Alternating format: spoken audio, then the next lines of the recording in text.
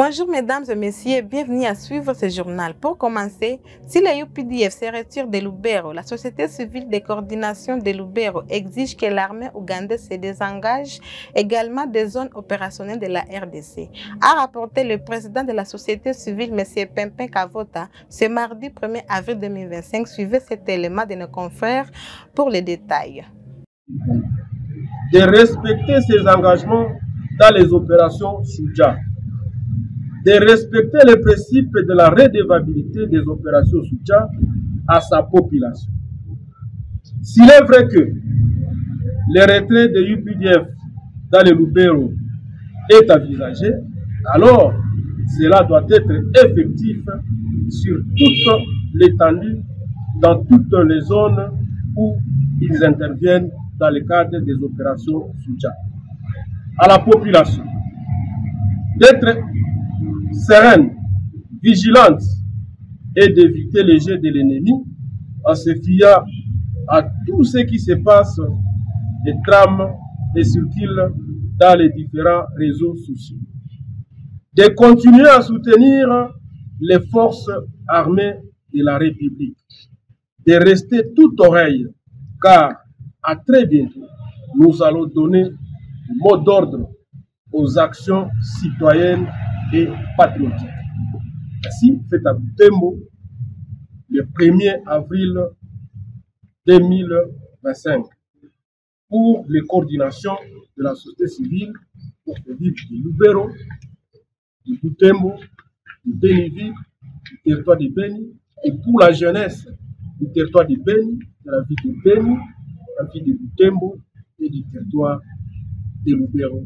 Restons dans le même angle. La coopération militaire bilatérale avec le Malawi a été un impératif ce lundi 31 mars 2025 à Lilongwe face à la situation sécuritaire préoccupante dans la partie est de la République démocratique du Congo, a déclaré Guy Kabombo Mwadianvita, ministre de la Défense de la République. Les détails dans ce reportage, suivez.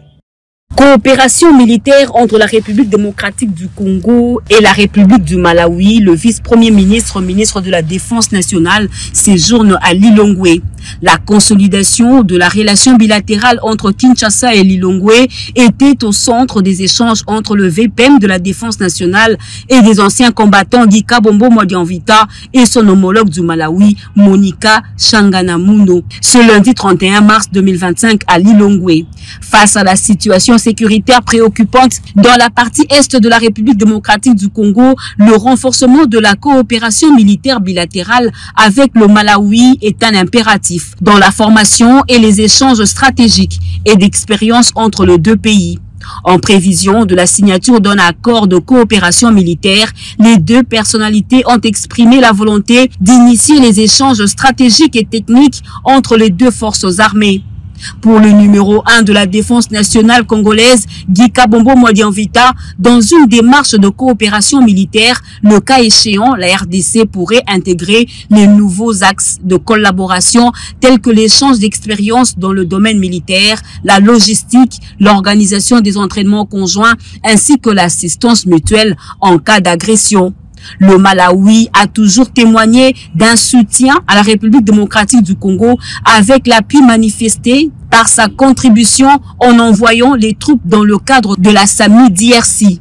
Par la même occasion, le vice-premier ministre, ministre de la Défense nationale et des anciens combattants Guy Kabombo Mwadianvita a présenté au nom du commandant suprême des FARDC, Félix Antoine Tshisekedi Tshilombo, chef de l'État, et au nom de la première ministre Judith Suminwa Tuluka, les condoléances du gouvernement congolais au Malawi et aux familles des militaires qui sont tombés sur le champ de bataille.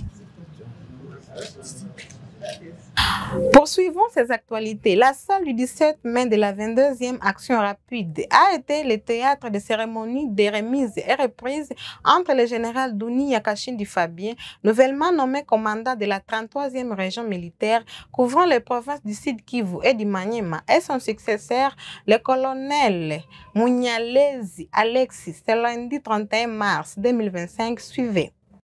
La salle du 17 mai de la 22e brigade de réaction rapide a été le théâtre de la cérémonie de remise et reprise entre le général Dounia Kashindi Fabien, nouvellement nommé commandant de la 33e région militaire, couvrant les provinces du Sud Kivu et du Maniema, et son successeur, le colonel Munyalizi Bamaraki Alex, ce lundi 31 mars 2025. Au cours de cette cérémonie, à la participation de ses compagnons d'armes, membres d'état-major et membres d'administration militaire, le commandant sortant 22e brigade de réaction rapide et des opérations Usalama a officiellement remis les documents, insignes et clés du charroi automobile nouvellement doté par l'état-major général des forces armées à son successeur, le colonel Munyalizi Bamaraki Alex, qui prend officiellement le commandement de la dite brigade.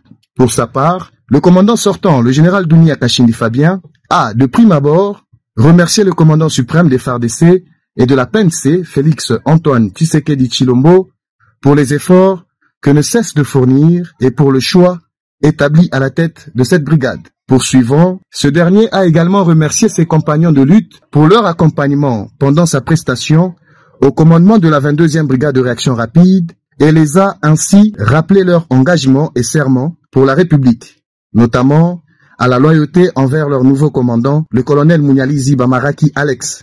Je rends hommage au commandant suprême des forces armées de la République démocratique du Congo qui a accepté le choix lui proposé par le chef d'état-major général que je cède le commandement de la 22e brigade de réaction rapide et des opérations Salama au colonel Munyalizi. C'est une charge que le président de la République et le chef d'état-major général viennent de nous confier, qui demande loyauté, qui demande abnégation, c'est sacrifice. Au commandant entrant, le colonel diplômé de haute stratégie et de défense Munyalizi Bamaraki Alex a premièrement remercié le très haut qui a permis cet événement. Il a également rendu hommage au commandant suprême Félix Tshisekedi ainsi qu'au chef d'état-major général des FARDC, le lieutenant-général Banzami Lambwe Jules, du choix établi à sa personne. Il a par la suite salué le travail abattu par son prédécesseur, le général Dunia Kashindi Fabien, à la tête des opérations militaires au sein de la province du Tanganyika. Et je ne manquerai pas de remercier les commandants suprêmes à travers les chefs d'état-major général qui ont porté leur choix sur ma modeste personne. Et je salue le travail avec votre état-major que vous aviez abattu avec abnégation, courage, rigueur et trop exigeant pour tenir la barre si haut de la 22e brigade. Outre, le nouveau commandant des opérations Usalama au Tanganyika promet de garder le cap de maintien de sécurité dans cette province précitée. Pour marquer la fin de cette cérémonie, une photo de famille a été prise. L'ex-ministre Néné Nkoulou et les membres de son parti politique AFBC ont répondu présents à l'appel du président de la République démocratique du Congo. Vu la situation sécuritaire dans l'est du pays, elle s'exprime devant la presse présente. Suivez. Je suis venue avec les membres de mon parti politique, l'Alliance des forces pour le bien-être des Congolais, parti membre de l'opposition républicaine. Et nous sommes venus pour répondre à un devoir patriotique. Notre parti est un parti qui affectionne la République. Alors, à l'appel du chef de l'État, face à l'agression que nous connaissons dans notre pays, nous sommes venus pour unir nos forces afin, comme je viens de le dire, de répondre à un devoir patriotique. Et donc, notre patrie d'abord et la République en avant. Nous avons donné les frustrations que nous, l'opposition, nous connaissons depuis l'avènement de ce pouvoir. Et entre autres, les arrestations injustifiées. Nous avons proposé une justice équitable et nous avons dit comme priorité pour ce gouvernement, la priorité de ce gouvernement devait être de mettre fin à la guerre et aussi la récupération des territoires occupés. C'est ça notre priorité pour l'instant. Ça, c'est quand même un restreint. Okay, merci. Pour finir ces actualités, je vous apprends que les rapprochements pour les accords des investissements ne datent pas de M. Trump, a déclaré le sénateur Christophe Lutundula au sujet de l'accord sur les minéraux proposé par le président de la République, Antoine Tshisekedi, aux Américains. Suivez cet élément. États-Unis, non, moi je ne sais pas pourquoi on fantasme ou on prend cela autrement. Les États, quels qu'ils soient, coopèrent. Ils signent des partenariats.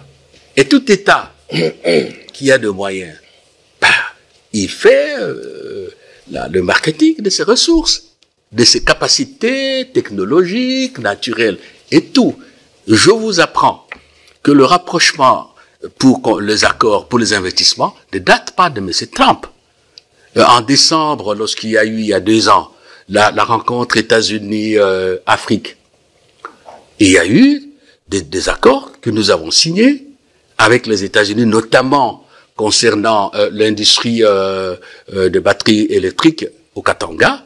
Les États-Unis se sont associés à l'accord de base que la Zambie et la RDC avaient signé.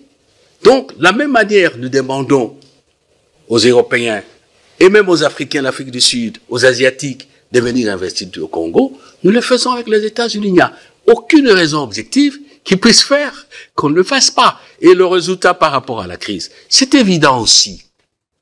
On ne coopère pas pour rien. On coopère pour résoudre ce problème interne. Si le revenu obtenu des États-Unis ou le partenariat qui pour nous c'est une règle d'or, le président l'a répété, ce gagnant-gagnant peut aider à armer, à équiper notre armée, peut aider à exercer une magistrature d'influence pour obtenir de M. Kagame qu'il arrête ses aventures tragiques et meurtrières. Pourquoi pas? Où est le problème? On ferait avec n'importe quel pays au monde. Moi, je ne vois pas pourquoi ça doit poser de problème. Et voilà. Donc, moi, je crois que c'est... Merci, mesdames et messieurs, pour votre fidélité. Portez-vous bien.